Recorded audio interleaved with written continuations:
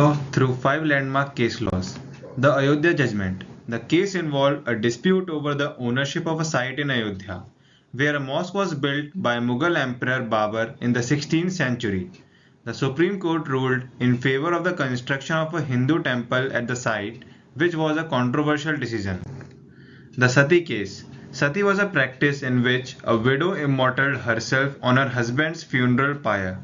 The Sati case was a landmark case that prohibited the practice and declared it illegal. The case was filed by a social reformer named Raja Ram Mohan Roy. The judgment was a victory for women's right and freedom of choice. The Vallela case, 1889.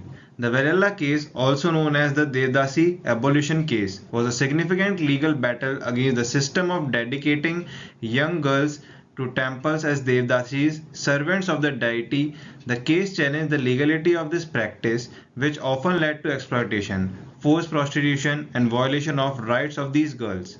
The Madras High Court, in its judgment, held that the dedication of girls as Devdasis was illegal and violative of public policy. The ruling aimed to protect the rights and dignity of women and contributed to the broader movement against the Devdasi system in India. The Sabrimala temple case.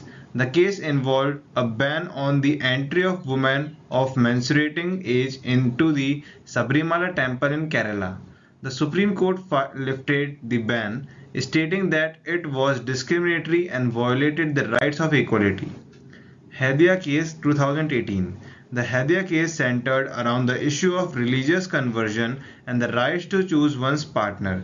Hadia, a Hindu woman, converted to Islam and married a Muslim man. Her father filed a petition alleging that her conversion was forced and sought custody of her.